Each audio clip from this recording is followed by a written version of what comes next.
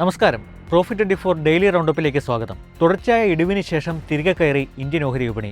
Sensex തിങ്കളാഴ്ച 650 പോയിന്റും Nifty 212 പോയിന്റും ഉയർന്നു.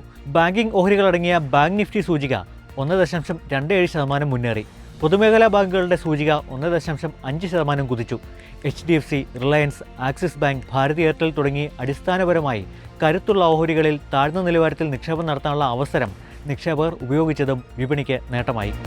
അടുത്തിടെ വാർത്തകളിൽ നിറഞ്ഞ US AI വമ്പനായ ആന്ത്രോപിക് ബംഗളൂരുവിൽ ഓഫീസ് തുറന്നു.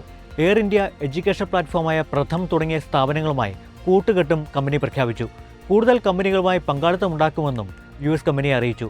ലോകമാകെ IT ഓഹരികളുടെ സമീപകാലത്തെ ഇടിവിന് പ്രധാന കാരണം ആന്ത്രോപിക്കിന്റെ ക്ലൗഡ് 4.6, കോവർക്ക് തുടങ്ങിയ AI ഏജന്റുകളാണ്. അതിനിടെ ലോകം ശ്രദ്ധിക്കുന്ന AI ഇമ്പാക്ട് ഉച്ചകോടിക്ക് ന്യൂഡൽഹിയിൽ തുടക്കമായി. ലോക നന്മയ്ക്ക് AI എന്നതാണ് ഉച്ചകോടിയുടെ തീം. ആഗോള ടെക് സിഇഒമാരും ലോക നേതാക്കളും 5 ദിവസത്തെ AI ഉച്ചകോടിയിൽ സമ്മേളിക്കും. Google CEO Sundar Pichai, open AI സ്ഥാപകൻ സാം ഓൾഡ്മാൻ, ആന്ത്രോപിക് സ്ഥാപകൻ Dario Amodei, Microsoft vice chairman Brad Smith എന്നിങ്ങനെ ടെക് വിദഗ്ധരും, French president Emmanuel Macron, Brazil president Lula da Silva, UN secretary general Antonio Guterres എന്നിവരും ഉച്ചകോടിയുടെ ഭാഗമാകും. റഷ്യൻ എണ്ണ വാങ്ങൽ ഇന്ത്യ കുറച്ചതോടെ അവസരം മുതലാക്കി ചൈന. പ്രതിദിനം 2.07 ദശലക്ഷം ബാരൽ എണ്ണയാണ് ഫെബ്രുവരി മുതൽ ചൈന റഷ്യയിൽ നിന്ന് ഇറക്കുമതി ചെയ്യുന്നത്. ജനുവരിയിൽ ഇത് പ്രതിദിനം 1.7 ദശലക്ഷം ടൺ മാത്രമായിരുന്നു.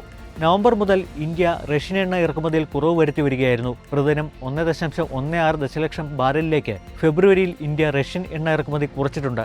ഇതോടെ റഷ്യൻ എണ്ണവില ബാരലിന് $11 വരെ കുറഞ്ഞിട്ടുണ്ട്. രാജ്യത്തെ ഏറ്റവും വലിയ ഓഹരി വിപണിയായ NSEയുടെ IPOയ്ക്ക് ഡൽഹി ഹൈക്കോടതിയുടെ പച്ചക്കൊടി. NSEയുടെ IPOയ്ക്ക് സെബി നൽകിയ അനുമതിയെ ചോദ്യം ചെയ്ത് സമർപ്പിച്ച ഹർജി ഹൈക്കോടതി തള്ളുകയായിരുന്നു. 2016 മുതൽ IPOയ്ക്ക് ശ്രമിക്കുന്ന NSEക്ക് ആശ്വാസമാണ് ഈ അനുകൂല വിധി. തുടർച്ചയായ നിയമ തടസ്സങ്ങളും ഭരണപരമായ തടസ്സങ്ങളുമാണ് NSEയുടെ IPOയ്ക്ക് തിരിച്ചടിയായിരുന്നത്.